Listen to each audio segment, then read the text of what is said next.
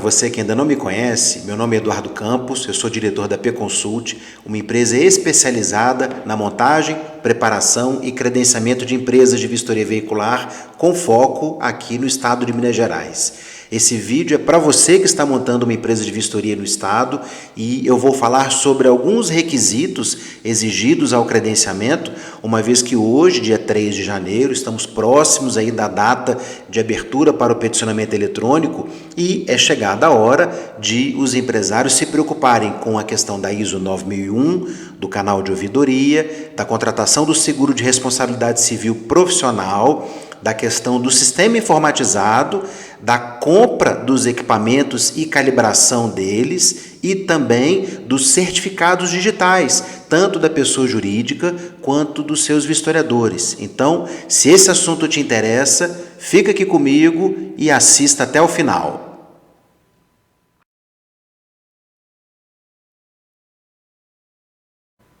O primeiro assunto que eu quero falar com você é sobre o seguro de responsabilidade civil profissional.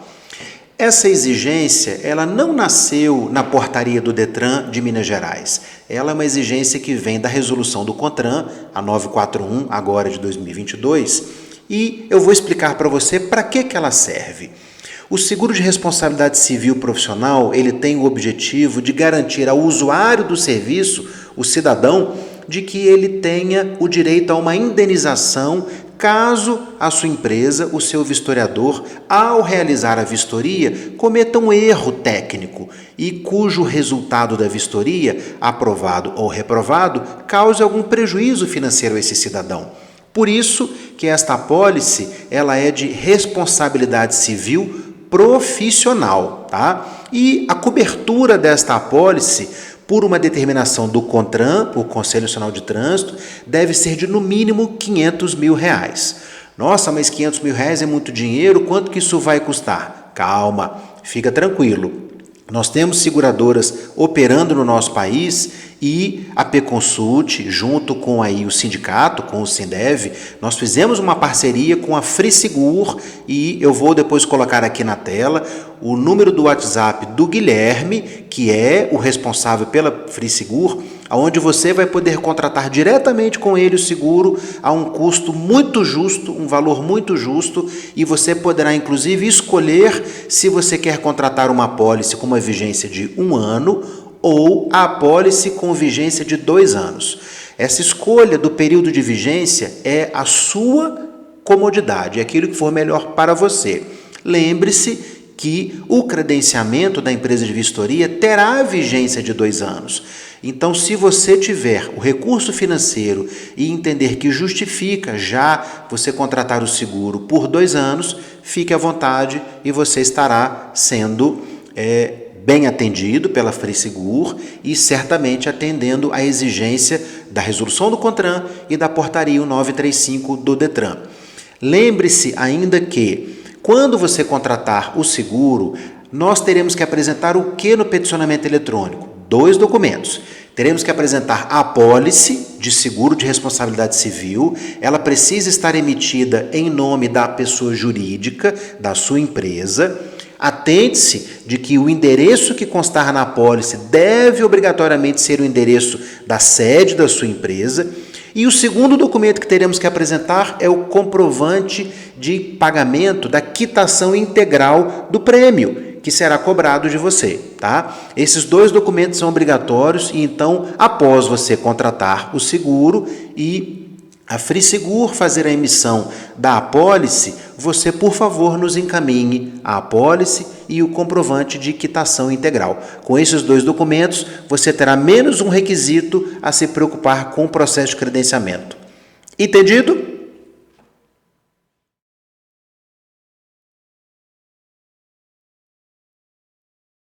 Vamos falar agora sobre a ISO 9001.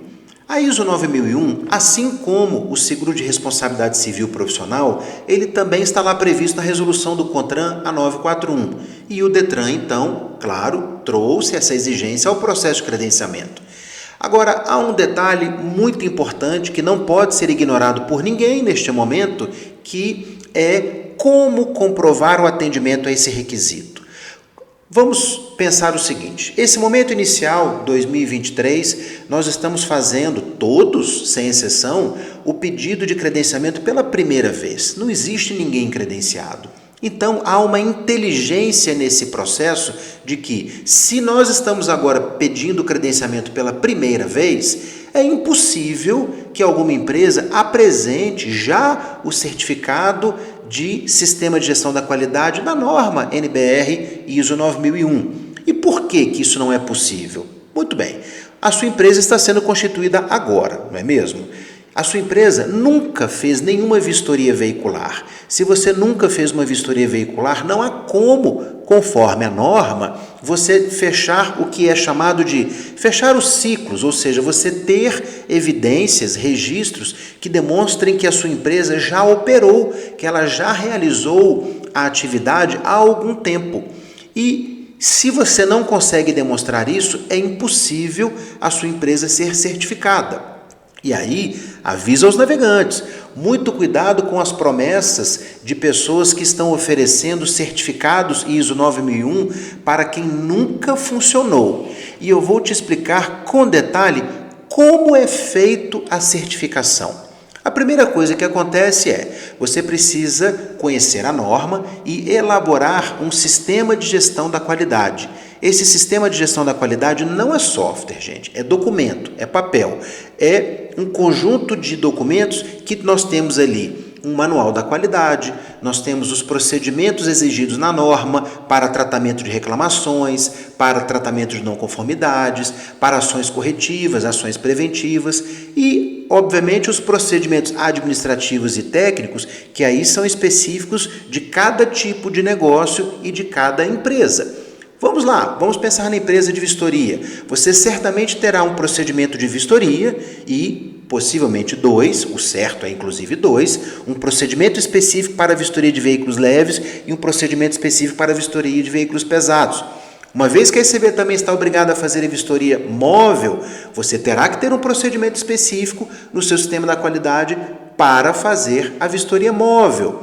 Temos procedimentos administrativos, você terá um atendimento ao cliente, isso tem que estar descrito, documentado, qual a forma de o teu funcionário atender o cliente quando ele chega na empresa até o momento em que ele vai embora com a conclusão da vistoria. Isso tudo é uma etapa do processo, é a elaboração do sistema de gestão da qualidade. Depois do sistema elaborado, há uma outra atividade que é a implantação dele. A implantação implica em treinar os seus colaboradores no sistema para que eles dominem e possam executar corretamente as atividades. Depois dessa implantação, você terá que vivenciar os processos, experimentar, ou seja, fazer vistorias, registrar reclamações, tratar não conformidades, fazer as suas ações corretivas e preventivas, enfim. Isto se chama fechar os ciclos do processo. E aí, a tua equipe, o seu time, fazer uma auditoria interna e depois uma reunião de análise crítica do funcionamento do sistema de gestão da qualidade. Só depois que isso tudo acontecer que a sua empresa estará apta para contratar uma certificadora que obrigatoriamente ela precisa ser ou acreditada pelo Inmetro ou signatária do acordo internacional do qual o Brasil é signatário. E aí existem apenas 3 acordos internacionais que o Brasil é signatário, tá? E então a certificadora vai até a tua empresa e faz uma auditoria. E, a depender do resultado dessa auditoria, a sua empresa pode ou não ser certificada. Percebeu então que o processo ele é algo completo, que isso tem um tempo de duração e que é impossível alguém te vender um papel, um certificado? E aí, vamos agora pensar nessa situação. Você está fazendo o peticionamento pela primeira vez, sua empresa nunca operou e você então resolve comprar um papel desses, que alguém, não, eu te dou aqui, eu vou emitir um certificado para você. E nenhuma dessas atividades é realizada. O que vai acontecer? Você vai subir para o sistema do Estado um documento ideologicamente falso. E o decreto 4853, que foi alterado pelo decreto 48.511 lá no dia 24 de setembro, trouxe para o amparo legal do processo de terceirização a lei de licitações, a 8666. Então se você apresentar um documento ideologicamente falso, você poderá responder por crime, por falsidade documental, por falsidade ideológica e, conforme a lei de licitações, isso pode ter sérias implicações tanto na esfera administrativa quanto até na esfera criminal. Então, gente, não vamos fazer isso. O que é o correto de fazer e que o Detran trouxe isso para a portaria. Lá no mesmo artigo 34, nós temos um parágrafo 1º que diz: em substituição ao certificado, uma vez que nós estamos fazendo o credenciamento pela primeira vez, e aí você não tem o certificado para apresentar, você terá que apresentar 3 itens. O primeiro item é um contrato com uma empresa especializada para a elaboração e implantação do sistema de gestão da qualidade. O segundo item é o próprio sistema de gestão, ou seja, os documentos que integram ele, manual da qualidade, procedimentos relacionados à norma, que então tem lá o procedimento de tratamento de não conformidades, procedimento de análise crítica, procedimento de ações corretivas, ações preventivas, ou seja, todos exigidos da norma, os seus procedimentos administrativos e os seus procedimentos técnicos. Esse é o segundo item que comprova o atendimento do requisito. E o terceiro, e não menos importante, é um relatório de auditoria interna que será obrigatoriamente executado pela empresa que você contratar para fazer a elaboração e implantação do sistema.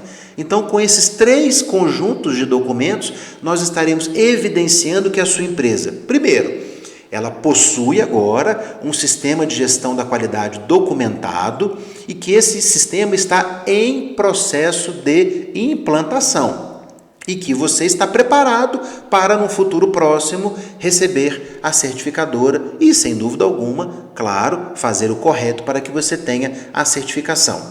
Então, isto é o formato correto, isto é o que nós devemos apresentar neste momento e, sem dúvida alguma, daqui a 2 anos, quando você estiver renovando o seu credenciamento, aí sim você não terá mais que apresentar o sistema da qualidade, o contrato, o relatório de auditoria interna, vai bastar você apresentar o certificado.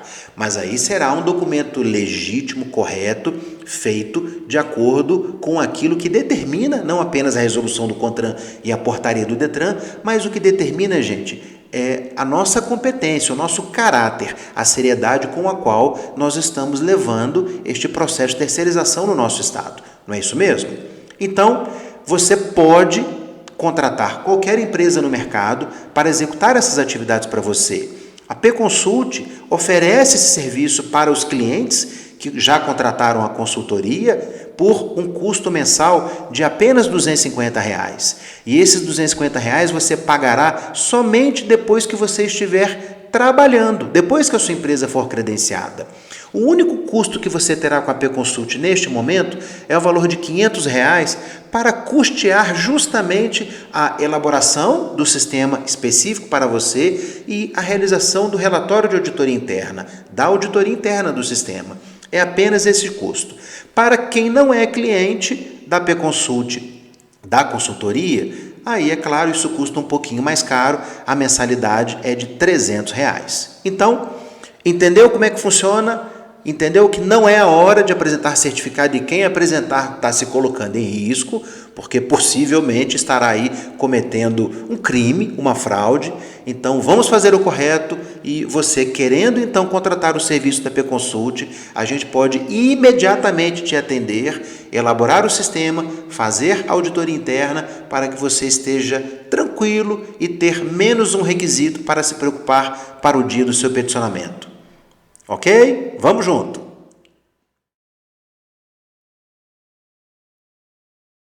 Vamos falar agora sobre mais uma exigência, o canal de ouvidoria. O canal de ouvidoria, gente, também é uma exigência que vem da resolução do CONTRAN, a 941, e está lá na portaria, a 1935, no artigo 33, inciso 2º. O que diz lá a portaria, gente, sobre o canal de ouvidoria? O canal de ouvidoria, ele é um serviço que poderá ser utilizado pelo cidadão, usuário do serviço, para registrar, por exemplo, uma denúncia, uma reclamação, um elogio, uma sugestão e, claro, aquelas situações mais sérias que podem implicar aí alguma tentativa de fraude no processo da vistoria. E, sem dúvida alguma, gente, o canal de ouvidoria, e isso está escrito lá na portaria 1935, ele precisa ser operado por pessoas que, primeiro, tenham a competência para fazer esse atendimento no canal de ouvidoria, que não é apenas atender o cidadão, não é apenas ler uma mensagem no WhatsApp ou responder um e-mail, é saber ter o conhecimento, a técnica para extrair aquilo que importa desse contato do cidadão e fazer o tratamento daquilo. E, a partir disso, fazer o devido registro e os encaminhamentos.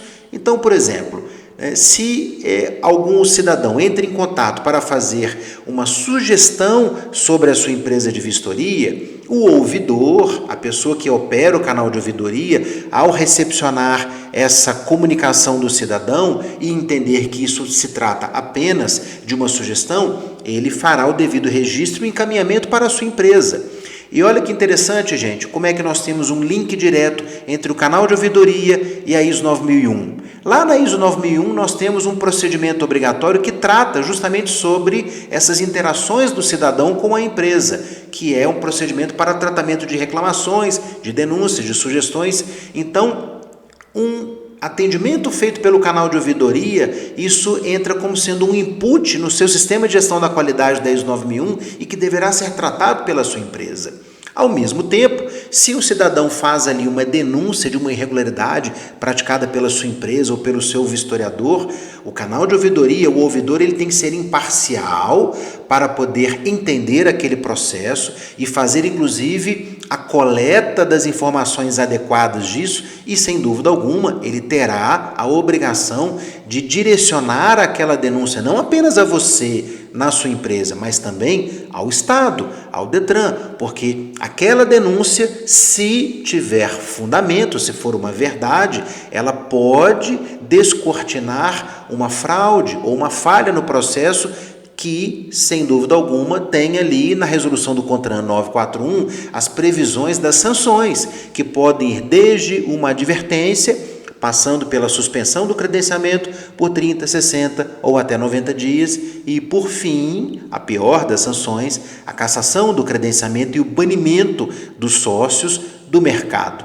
Então, o canal de ouvidoria, ele é um requisito importantíssimo, não é apenas uma folha de papel em que você vai escrever: o meu canal de ouvidoria é o e-mail sv@yahoo.com. Não é isso que o Estado de Minas Gerais prevê. Ele prevê que você tem que apresentar a comprovação de que você possui um canal de ouvidoria em que ele é executado, operado por pessoas que tenham competência, e aí existem certificações para esta atividade, e que, além disso, o canal de ouvidoria dispõe de no mínimo 2 meios de comunicação e de um sistema, um software para fazer o armazenamento e o tratamento destas comunicações que a sociedade fará com o canal de ouvidoria. Muito bem, como é que você vai atender esse requisito? Existem empresas no mercado que fazem essa oferta do serviço. Eu encontrei 2 ou 3 na internet. Em nenhuma delas eu vi nenhuma demonstração de que o ouvidor possui a certificação adequada. E nós aqui na PConsult também podemos oferecer esse serviço a você. Nós temos aqui na nossa equipe pessoas que possuem certificações, inclusive certificações federais da Advocacia Geral da União. Nós temos essa competência. E para quem é o nosso cliente, nós oferecemos isso. Nosso cliente de consultoria, claro. Nós oferecemos esse serviço a apenas um custo mensal de R$ 150. E esse custo você somente terá lá no futuro, depois que a sua empresa estiver credenciada e em funcionamento. E olha que interessante, o que você tem que pagar nesse momento? Nada, R$0, porque de fato nós apenas vamos operar o canal de ouvidoria para você quando você estiver credenciado. Agora, para você que não é cliente da nossa consultoria, nós também podemos te atender, mas a um custo um pouco maior, isso te custando R$200 por mês. Então, tire esse requisito da sua frente, faça aquilo que é o certo, contrate o serviço da PConsult e vamos juntos vencer mais um requisito do credenciamento.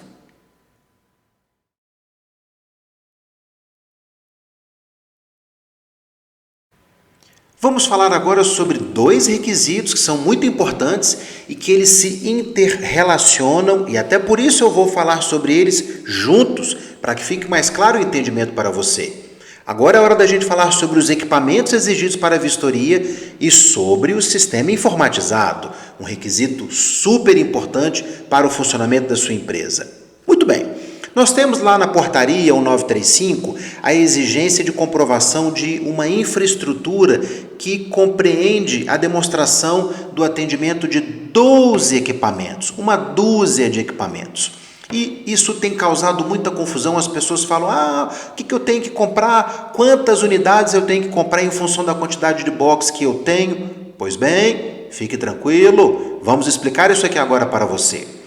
Desses 12 equipamentos que estão previstos e exigidos na portaria, 4 deles estão intimamente relacionados ao sistema informatizado. Quais são esses equipamentos? Bom, primeiro, e o óbvio, a câmera fixa, aquela que é exigida para ser uma câmera para cada box de vistoria.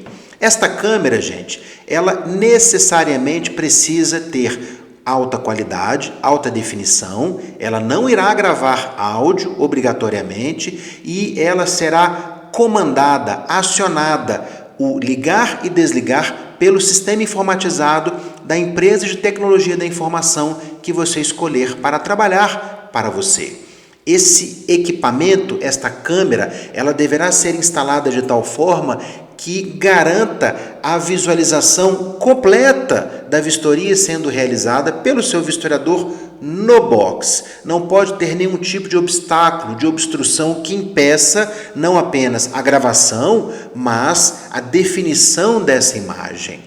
Ok? Segundo equipamento que está intimamente relacionado com o sistema informatizado, a câmera móvel ou o boroscópio, tá? Que é uma câmera com haste flexível, que ela tem uma iluminação na ponta para que você possa fazer a captura da imagem da numeração de motores cuja numeração tem algum tipo de obstrução, que o acesso é difícil para se fazer o registro com o smartphone.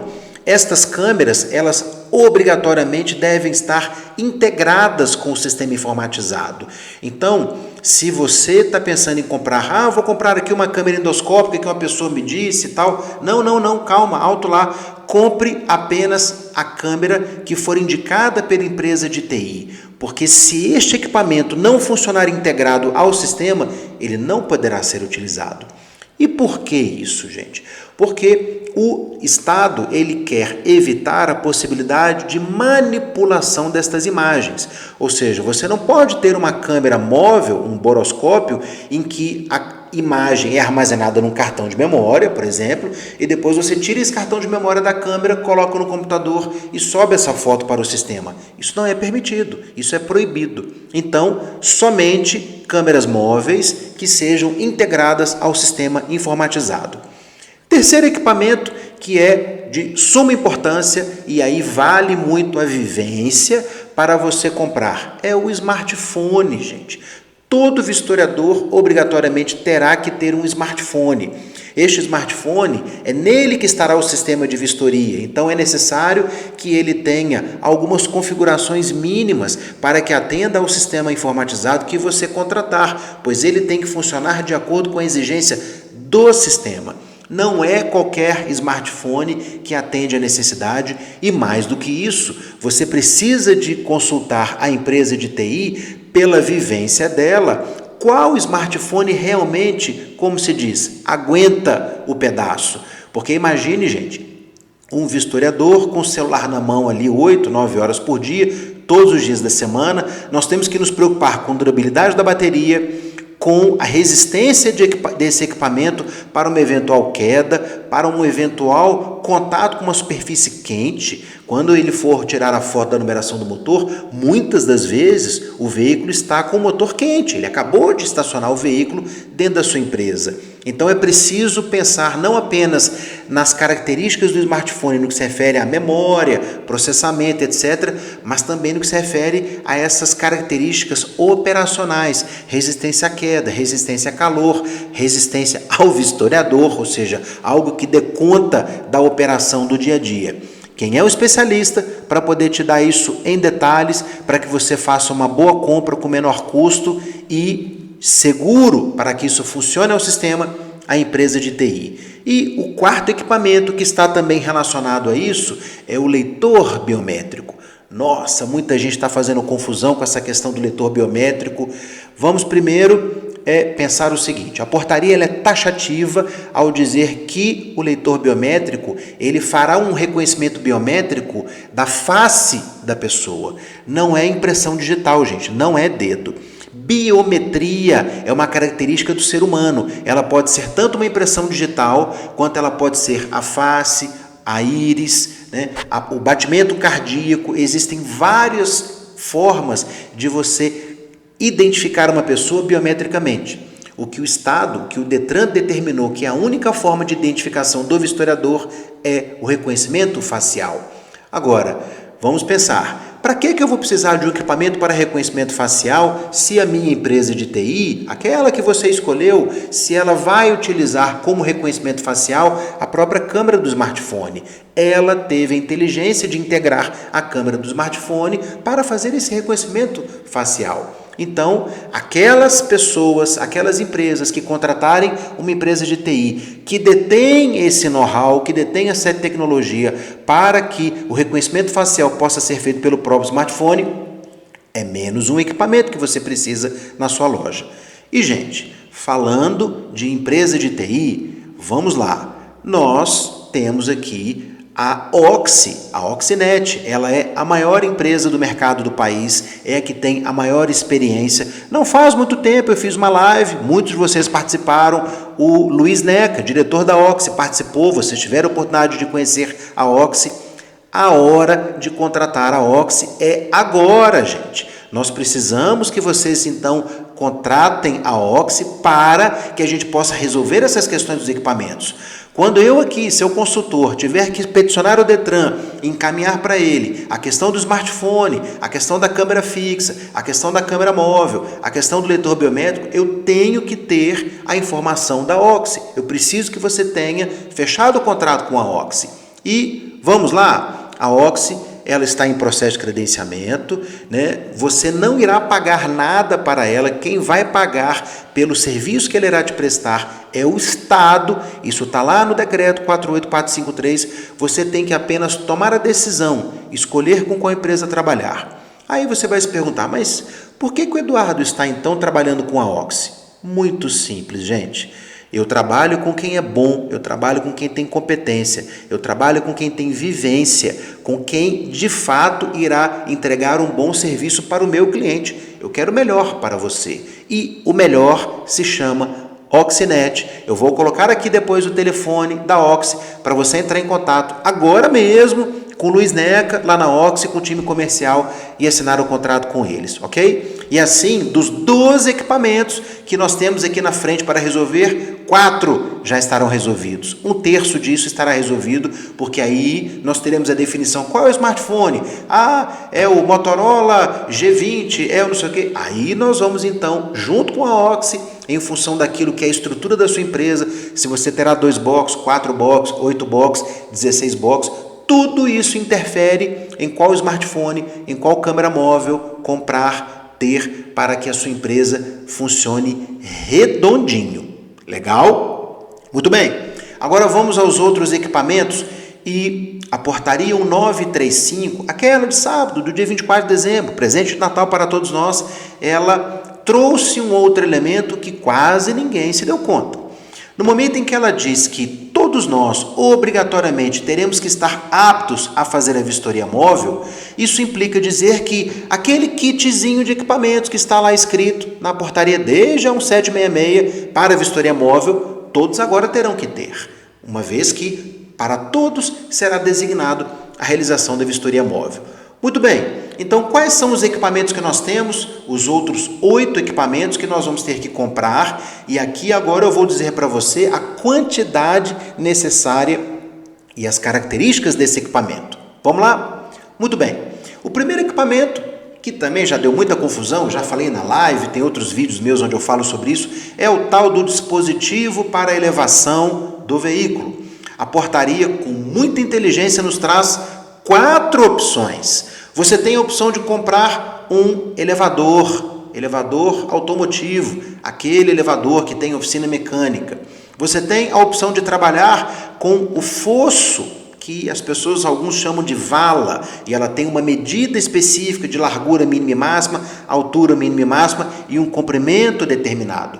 Você tem a opção de trabalhar também com um par de rampas, e que não é bem aquela rampa expositora que a gente vê em revenda de veículo, é uma rampa um pouco mais robusta, com uma inclinação mais suave. Ou você pode optar por trabalhar com um macaco hidráulico do tipo jacaré. Muito bem, vou aqui agora passar a minha experiência para você sobre qual desses 4 equipamentos é o melhor para ser utilizado no dia a dia. Vamos falar primeiro do elevador. O elevador realmente é um equipamento muito bom, né? Ele tem alguns problemas. Primeiro, ele é muito caro. Segundo, ele vai ocupar um espaço na sua loja que não pode ser o box de vistoria, porque nem todo veículo você terá que elevá-lo para fazer a vistoria e a verificação de uma eventual adulteração de chassi ou de motor. Tá?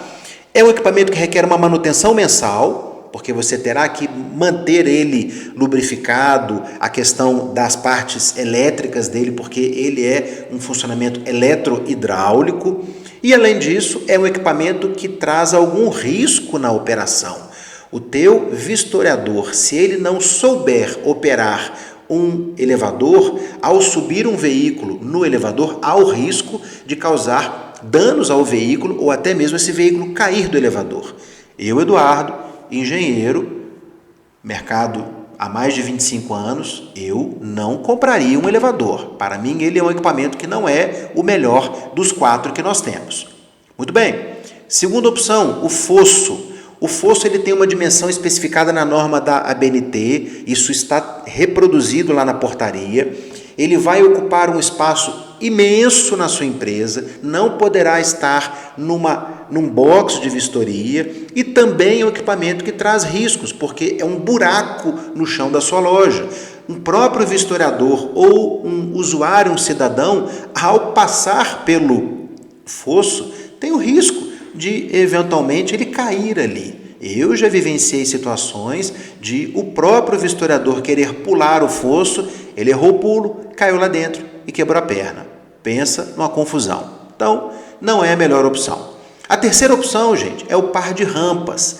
O par de rampa, ele até é um equipamento interessante, a portaria tem uma especificação bem definida nele para evitar, por exemplo, que um veículo rebaixado, ao ser retirado desse par de rampa, ele acabe arrancando o para-choque dele, mas também um equipamento que vai ocupar um espaço na sua loja, também tem que ter cuidados com manutenção, porque o subir e descer veículos vai causando desgaste, aquilo ali é uma estruturazinha de metalon, gente. Então, eu tenho as minhas questões com a questão do uso de par de rampa. Agora, nós temos aí uma quarta opção, que ela, a meu ver, é o suprassumo, gente. É o macaco hidráulico do tipo jacaré, aquele utilizado em borracharia.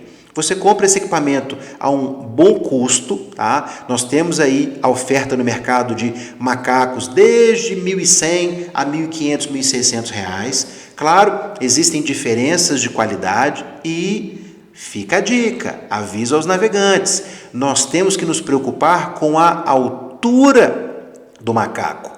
O macaco, a portaria nos diz o seguinte, o que ela diz? A portaria diz que o macaco ele tem que ter a capacidade de elevar até 2 toneladas. Muito bem, capacidade de elevação de carga. Ela também diz que tem que ter uma capacidade de fazer a elevação do veículo em até 500 milímetros.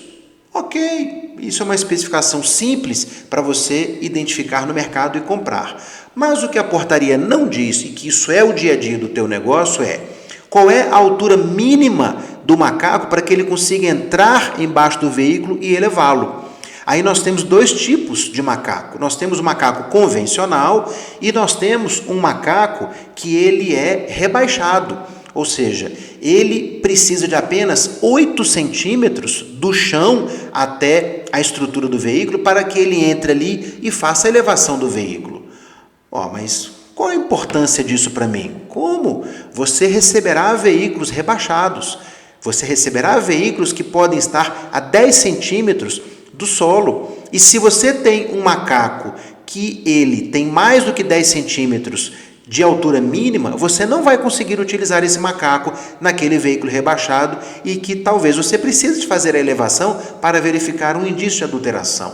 Então, muita atenção na hora de comprar o macaco, pense nessas características e para você, que é meu cliente de consultoria, eu vou te mandar links de empresas que vendem o macaco, claro, ao menor custo, com pronta entrega, para que isso chegue na sua casa, na sua loja, rapidinho, tá bom? Muito bem.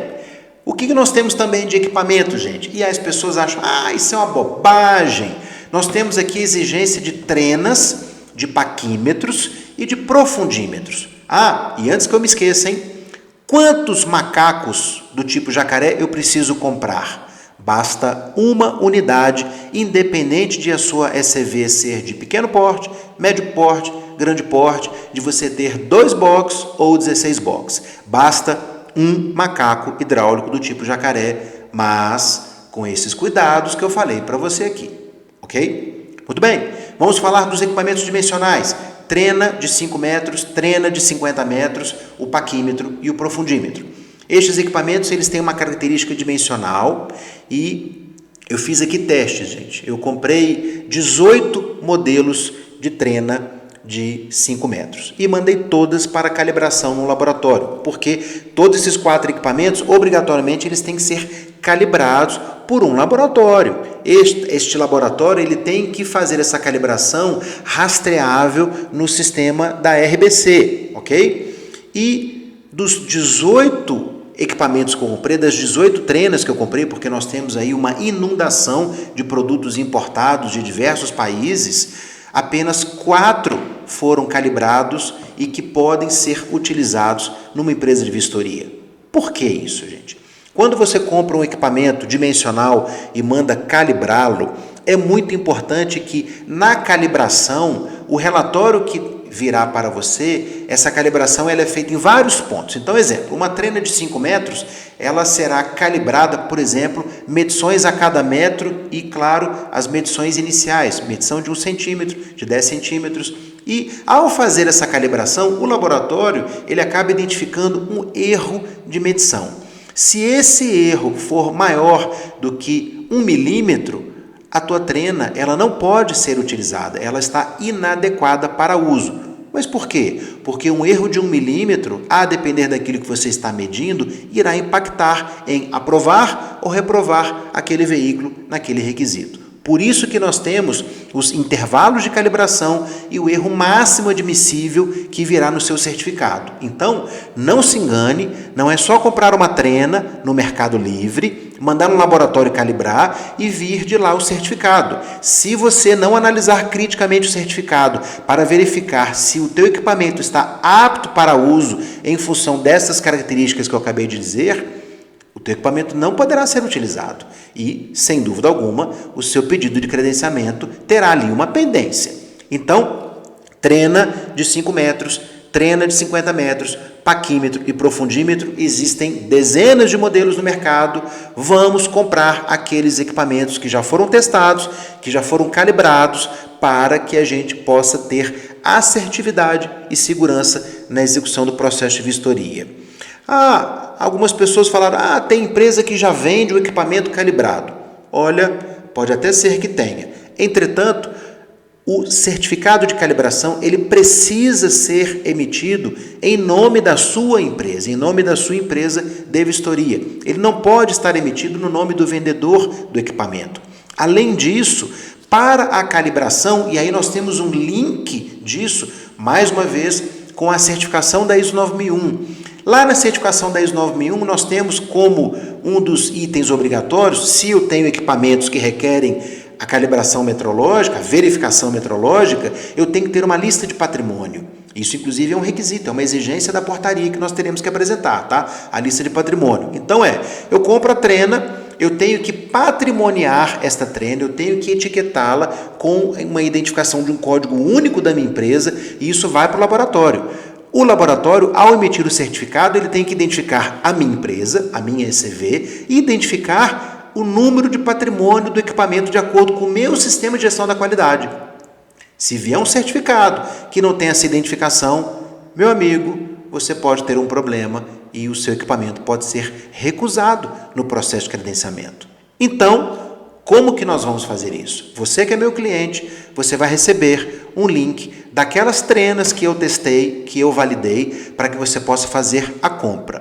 E agora eu vou dizer a quantidade, ok? Muito bem, aqui eu vou olhar na minha tela, eu fiz uma simulação para uma empresa de vistoria com 2 boxes, uma empresa de pequeno porte. Então, uma ECV com 2 boxes, ela precisará comprar o paquímetro ele tem que ser digital, ela terá que comprar 3 unidades. Por que 3 unidades? A portaria lá diz que uma unidade é para ser compartilhada com os boxes de vistoria que existirem dentro da empresa. A segunda unidade é para ser utilizada na vistoria móvel. E a terceira unidade é para ser uma unidade reserva, pois quando você está fazendo a calibração de um desses 2 equipamentos, você tem um terceiro para continuar executando a sua atividade. E aí, gente, entra uma outra inteligência, que é o plano de calibração, prever de quanto em quanto tempo você vai refazer a calibração do seu equipamento. E claro, se você colocar todas as 3 unidades do seu paquímetro com a calibração vencendo no mesmo momento, você aí terá uma dificuldade para fazer essa gestão. Então, vamos ser inteligentes, ok? O profundímetro digital. Qual é a exigência na portaria? Ele é um equipamento exigido para cada box de vistoria. Então, se você tem 2 boxes de vistoria, 2 profundímetros. Se você tem 3 boxes de vistoria, 3 profundímetros. Além disso, você precisa ter mais uma unidade dele para a vistoria móvel, ok? Trena de 5 metros. Esse é um equipamento que ele é destinado exclusivamente para os boxes de vistoria de veículos leves. E a portaria te exige que você tenha pelo menos uma trena para cada box de vistoria. Então, se você tem 2 boxes de vistoria para veículos leves, 2 trenas. Se você tem 4 boxes, 4 trenas. Mas você precisa de ter também uma trena adicional para fazer a vistoria móvel, e todos estarão obrigados a fazer a vistoria móvel de veículos leves, pois toda empresa terá box para vistoriar veículos leves. A trena de 50 metros, ela só é exigida se você tiver box de pesado. E aí qual é a regra? Uma trena para cada box de pesado. Então, se você tiver um box para pesado, uma trena, acrescido de mais uma trena de 50 metros, porque você, tendo box para pesado, você também estará habilitado para fazer a vistoria móvel. Então, enquanto você tem um vistoriador dentro da empresa fazendo uma vistoria de um caminhão, pode ter outro vistoriador fazendo uma vistoria móvel. Por isso, dou 2 trenas de 50 metros, se você tiver o box de pesado. Ok? Resolvemos aí mais 4 equipamentos. Agora vamos falar de 3 equipamentos que as pessoas também têm muita dúvida. O primeiro equipamento é um dispositivo eletrônico bem simples para a verificação da conexão elétrica dos engates de reboque. Nossa, que coisa confusa. Não, gente, você tem um carro com engate de reboque. O engate de reboque não tem aquela tomadinha elétrica? Aqueles pinos, os 9 pinos que estão no engate de reboque, gente, eles têm uma sequência padronizada, determinada em norma da ABNT. Então, quando você tem um veículo que tem um engate de reboque, nós na vistoria temos que garantir que, quando eu ligo a seta esquerda do meu carro, por exemplo, e tenho engatado ali um reboque, que vai acender no reboque a seta do lado esquerdo e não a seta do lado direito. Por isso, a pinagem, a conexão elétrica desses pinos tem uma sequência padronizada nacionalmente e nós temos que verificar isso. A única forma de verificar isso, gente, seria com algum equipamento que permitisse você visualizar o comando que foi acionado lá no painel do veículo, o operador, o condutor do veículo, e qual pino que foi energizado. Para isso, então, existem equipamentos no mercado, nós temos equipamentos nacionais, nós temos equipamentos importados também e, claro, aqui nós testamos alguns. Tem alguns equipamentos importados, gente, que são, uma porcaria, não vale comprar, e tem equipamentos que são bons. Então, para você que é meu cliente de consultoria, eu vou mandar depois para você o link aonde comprar o preço justo para que você faça a compra. Esse equipamento não é necessário calibração metrológica, tá? Basta você ter um equipamento porque ele pode ser compartilhado entre todos os box, mas você tem que ter uma segunda unidade para atender a vistoria móvel. Então, o dispositivo para verificação do engate de reboque são 2 unidades, ok? Lanterna ultravioleta é o 11º equipamento que nós estamos tratando aqui. A lanterna UV, gente, também algumas pessoas já falaram, porque tem aquela lanterna que chama lanterna Confirme da 3M. Realmente no passado existia esse equipamento e que era talvez o único equipamento que as pessoas conheciam no mercado que funcionava para você verificar o holograma das etiquetas ETA, aquelas etiquetas de identificação que nós temos no veículo. O que ocorre? Esta lanterna ela já foi superada e hoje nós temos no mercado lanternas de luz ultravioleta. Qualquer lanterna de luz ultravioleta que tenha uma intensidade adequada será a necessária para você fazer a verificação dos hologramas, dos elementos que estão ali holográficos nas etiquetas de identificação dos veículos. Toda etiqueta eu tenho que verificar lá o mapinha do Brasil. Não, gente, isso é coisa do passado, tá? Se você pega, por exemplo, um veículo Land Rover, o que vai estar ali como holograma é o holograma da Land Rover. Não tem mais essa de mapinha do Brasil, não, viu? Isso é mito. Cada fabricante tem a sua etiqueta com a sua característica holográfica e isso vocês vão aprender aonde? Em sala de aula, quando vocês forem fazer o curso de formação de vistoriadores. E fica a dica, vocês podem contratar daqui a pouco a EFV, a Escola de Formação de Vistoriadores, que terá unidade em Belo Horizonte, Varginha, Juiz de Fora, Uberlândia, que está em processo de credenciamento. Daqui a uns dias isso sai do forno e vocês vão poder formar os seus vistoriadores. Essa lanterna UV, gente, ela tem várias no mercado, nós testamos muitos modelos e para o cliente da consultoria eu vou mandar depois o linkzinho de onde você comprar, bem baratinho, tem lanterna de R$40, tem lanterna de R$50, que funciona 10 vezes melhor do que a tal da lanterna Confirme, que custa R$300, R$400. Legal? Último item, gente, e não menos importante. Nós teremos que ter um equipamento para fazer a medição de espessura das camadas de tinta, base para base ferrosa e não ferrosa. Não são muitos equipamentos que existem no mercado que tenham a capacidade tanto para fazer a medição de base ferrosa quanto para base não ferrosa. Nós temos que tomar o cuidado que esses equipamentos têm que ter a capacidade de fazer a medição para até 2 milímetros. Nem todo equipamento tem essa capacidade. Tem um erro máximo admissível também de medição que não pode ultrapassar 3%, tá? E existem poucos modelos no mercado. É um equipamento mais caro, varia aí de R$ 1.200 até R$ 1.600, a depender do modelo que você for comprar. E quantas unidades você precisará? Muito bem, você precisará de uma unidade que será compartilhada entre os boxes de vistoria dentro da sua empresa. Esse equipamento requer calibração metrológica.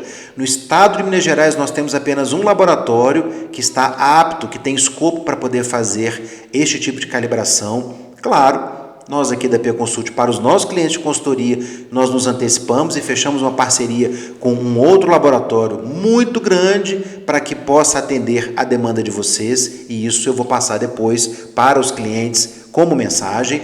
E então, continuando a falar de quantidade, você precisará de um medidor de espessura para atendimento dos boxes de vistoria, mais uma segunda unidade para fazer o atendimento da vistoria móvel e uma terceira unidade, que é o equipamento reserva, quando um destes está em processo de calibração. Então, você precisará de 3 equipamentos, 3 unidades do medidor de espessura dentro da sua empresa. Legal? Gente, então, falamos aqui sobre todos os 12 equipamentos. Nós agora estamos preparados para isso. Você, meu cliente de consultoria, você que precisa fazer a compra desses equipamentos, eu vou te mandar essa relação de onde comprar, o detalhamento, e você pode escolher aonde você quer comprar. E aqueles equipamentos que requerem calibração metrológica, como eu já disse, nós temos uma parceria com o laboratório para não apenas simplificar esse processo, mas para que eu possa garantir que que o equipamento que for calibrado para a sua empresa, de que eu farei análise crítica do certificado, de forma que você não terá o risco de apresentar ao Estado, apresentar ao Detran, um certificado e um equipamento que você gastou dinheiro com isso e que ele esteja impróprio, inadequado para uso. Tá bom? Vamos junto!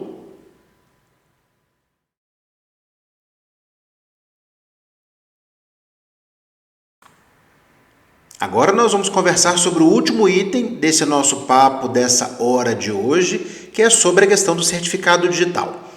Nós temos 2 certificados digitais que são necessários para o processo de credenciamento e para o dia a dia do funcionamento da sua empresa. O primeiro certificado digital que nós precisamos é o eCNPJ, é o certificado digital da sua empresa, da sua pessoa jurídica.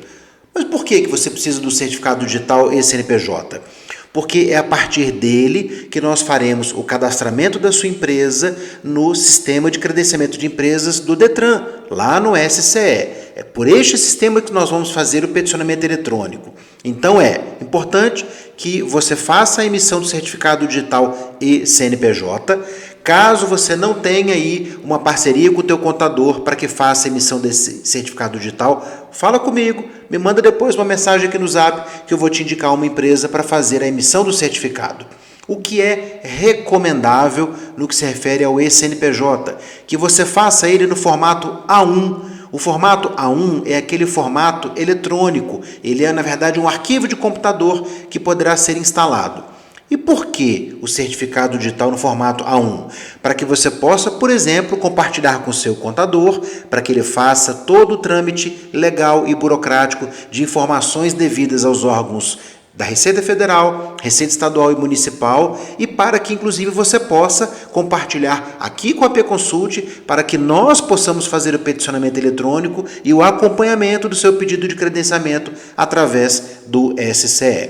Então, certificado digital da pessoa jurídica, faça, como sugestão, o formato A1. Nós também temos a necessidade de um certificado digital para os seus vistoriadores. Todo vistoriador terá que ter um certificado digital e aí a portaria não nos dá opção. Ela exige que o certificado digital do vistoriador seja no formato A3. O formato A3 é aquele que depende de um dispositivo, um token, parece um pendrive. Algumas vezes é um cartãozinho de memória e para isso você precisa também de um leitor de cartão de este tipo de dispositivo. Então, quando você contratar os seus vistoriadores, e aí fica a dica, somente depois que eles fizerem o curso, que eles forem aprovados no curso, porque não adianta você gastar dinheiro com certificado de um rapaz que você contrate e depois não seja aprovado no curso, consequentemente ele não poderá ser um vistoriador, aí sim você vai se preocupar com isso e comprar o certificado digital no formato A3 para cada um dos seus vistoriadores. Se você não tem quem faça isso para você, fala aqui com a PConsult, nós vamos te indicar uma empresa séria que vai trabalhar para você e vai fazer a emissão dos certificados que você precisa num preço muito justo, um preço de mercado. Facinho? Tamo junto!